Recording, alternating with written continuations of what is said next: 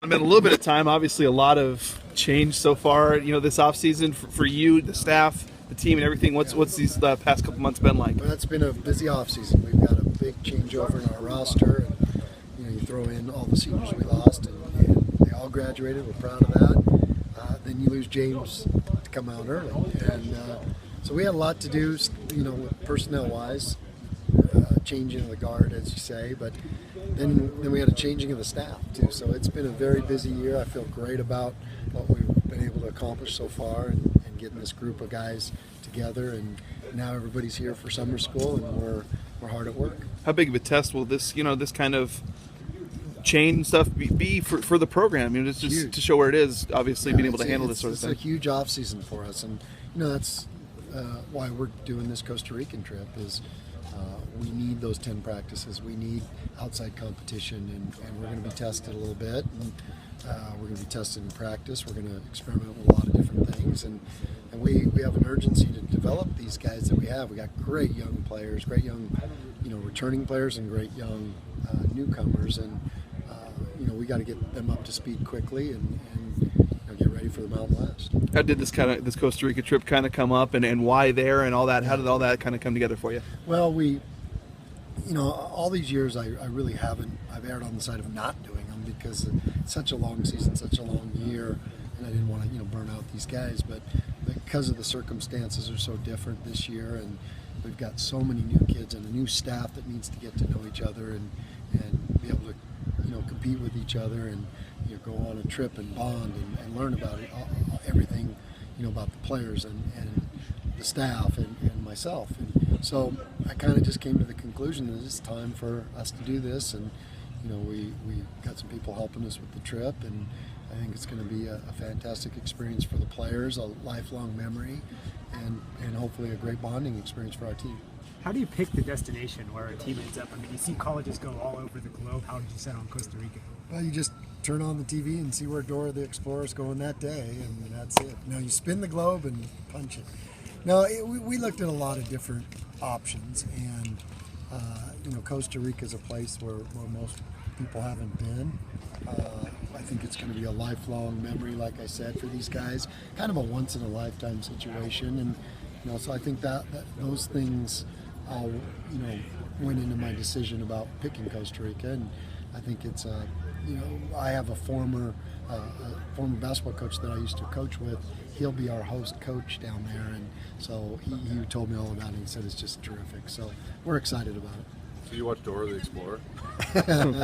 No, I don't, but John Riley's daughter does. So. Thank you. With we talk about what's this offseason been like for you? I mean, you've been here 6 years now, Yeah. and it's probably the most change you've even had since year one. I said somebody, it's like like I took a new job, and that's great because it's exciting. It's new challenges, and you're excited to get to work and see the new guys, the new players, the new coaches, and we're learning a lot about each other, and so it's a fun time. I mean, you always strive to get this program where you want it and where guys know what they're doing and everything, but I enjoy the challenge of a new group and the excitement of a new group, and so that's been a lot of fun for me. It's been a lot of work, but it's been a lot of fun. I know you said you wanted to, you get 10 practices, some team bonding experience. But does the fact that these guys are younger make it a little? I know you said you want to kind of limit how much they maybe play because it's a long season, but does the fact that they are younger make it a little bit easier to maybe committing to play a little bit more? I mean, like when Anthony was here, you always had to kind of worry about how much you let him play. Yeah, absolutely. No, I think it's the mental fatigue that over a whole season that you got to guard against and make sure you're not overdoing it. But we're approaching this as a mini camp. We're approaching this as a situation where we're having a sense of urgency. I mean, we're putting the pedal to the metal this summer, and then we'll adjust in the fall and figure out where we are. Really quick, I mean, I don't think we've talked to you in person about it. The two signees, how do you see those guys fitting in? Cameron, Marcus, and then obviously your two new assistants too. Right. With Phil and Mike getting in. Cameron and Marcus both kind of filled. We had 3 scholarships, and they filled a big hole of maybe what we need. I think Cameron. The things we've had a couple days working with him so far, so that's been great. He can really shoot the ball, and he's a big guard, and you like those 6'6" guys that can shoot. They do well here, and I think that's been proven in our system. If you can shoot the basketball, you're going to find a way to get on the floor, and then they have a lot of success here. So I think there's great things ahead for Cameron. Marcus isn't here yet.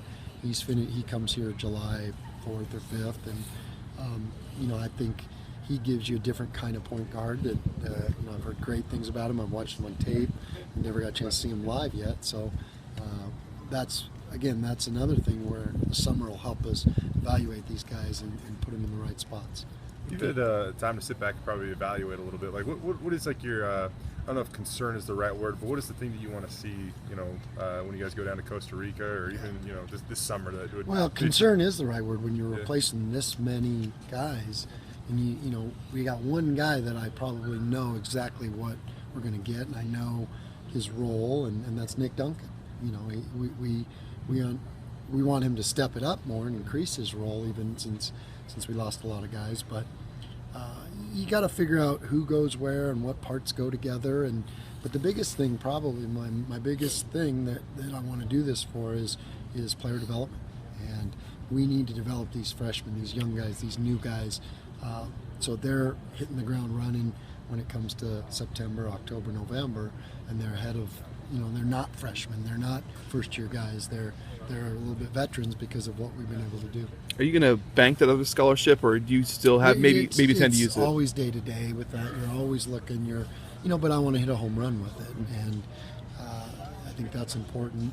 We've got like I said, I like all our guys. We got a bunch of good players. Now we need some guys to step up and become great, and so we got to find the right guy for what we do and who we are. Everybody healthy, right now? Yeah, we're pretty good. James had a little off-season knee cleanup. Malik's still coming back off his knee surgery.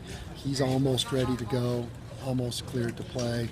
James will be probably mid-July, be ready to go, and so our health is pretty good, and hopefully it stays that way. Malik was looking at July too, from what I remember. Is that still the case? Malik is July. So yeah, that for sure. With the NBA draft coming up, you liking James' chance to hear his name called? Well, I'm excited for him, and the thing that I want him to understand, and that our fans need to understand, is the draft's not the end all for a guy's pro career.